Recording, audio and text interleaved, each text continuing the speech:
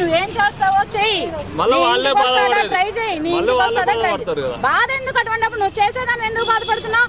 చెయ్యొద్దు, బాధపడేదానివి చెయ్యొద్దు. బాధపడి ఆత్మహత్య దాకా నీ మనసంతా సున్నితమైన మనస్కురాలు అయితే నువ్వు అటువంటి ట్రోల్స్ చేయొద్దు. ఇటువంటి రీల్స్ తర్వాత నీ డెత్ని నువ్వు మళ్ళీ ట్రోల్స్ చేసి పెట్టొద్దు. ఎందుకు చేస్తున్నావు అలాగే? ఏంటి అవసరం నీకు? నువ్వు గుండె, నీ మనసు నువ్వు రాయిలా ఉంటేనే అటువంటి రీల్స్ చేయి, ట్రోల్స్ లో పెట్టు, కాదనరు. కామెంట్లకు బాధపడి నేను ఎన్నో వీడియోలు ఇస్తున్నాను, నేను ఎన్నో బయటలు ఇస్తున్నాను, నా మీద బోల్డ్ అని వచ్చి నీ కామెంట్లు. మరి నేను చచ్చిపోయినా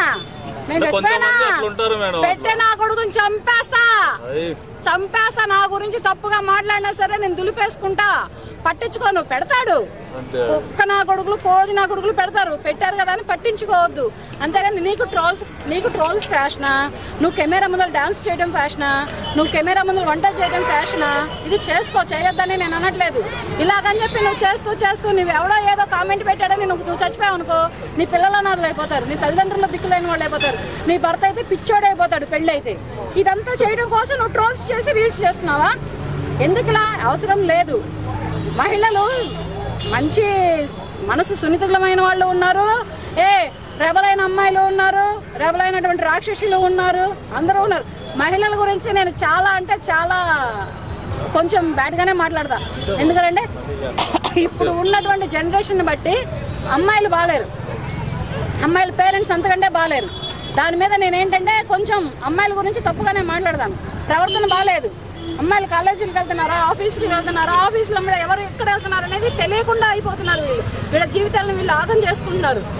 లగ్జరీ లైఫ్లు అంటూ లక్షల్లో శాలరీలు అంటూ వీళ్ళ జీవితాలను వీళ్ళు ఆగం చేస్తున్నారు. ఫస్ట్ ప్రైవసీ కోరుకుంటున్నారు. ప్రైవసీ ఎంతవరకు? నీ హద్దు దాటిన అంతవరకే నీ ప్రైవసీ. దాటిన తర్వాత నీ లైఫ్ అనవసరం. ఒక అమ్మాయిగా ఒక అబ్బాయి దగ్గర నీ లైఫ్ అనవసరం. ఇంతకు ముందులా ఒక సామెత ఉండేది, ముళ్ళెళ్ళి అరిటాకెళ్ళి ముళ్ళు మీద పడ్డా అరిటాకు ఎజ్జి నిగిద్ది, ముళ్ళెళ్ళి అరిటాకు మీద పడ్డా అరిటాకు ఎజ్జి నిగిద్దని. అరిటాకే. ఇప్పుడు ఎప్పటికైనా సరే అమ్మాయి, అబ్బాయి. అలాగని ఇద్దరిని కొట్టిద్ది అమ్మాయి, నలుగురిని కొట్టిద్దా? కొట్టలేదుగా. అదే అబ్బాయి అనుకో, కొంచెం ఓపిక ఉంటుంది కనుక కొడతాడు. అమ్మాయి ఎందుకు కొట్టలేదు అంటే, అమ్మాయి మరొక మనిషికి జన్మనిస్తుంది. ఫస్ట్ అక్కడ ఏంటంటే వీక్ పాయింట్ అక్కడ పెట్టాడు దేవుడు. దాని మీద ఏంటంటే అమ్మాయి ఎంతవరకు ఫైట్ చేయలేదు, ఫిజికల్గా బాగుంటే తప్పితే. కనుక ఈ ట్రోల్స్లు, ఈ వీడియోలు చెయ్యండి అమ్మా, చేయొద్దని నేను చెప్పట్లేదు. మీ ఫ్యాషన్ మీరు ఆపుకొని మీరు ఇది అవ్వమని నేను చెప్పట్లేదు. వచ్చిన కామెంట్లని మీరు ఇదిగా తీసుకొని మీ ప్రాణాలను మీరు తీసుకునేంత వరకు వెళ్ళొద్దు. మీ భర్తలకి నచ్చితే చెయ్యండి, మీ పిల్లలకి నచ్చితే చెయ్యండి, లేకపోతే అన్నీ మూసుకొని ఏమన్నా బిజినెస్లు చేసుకోండి.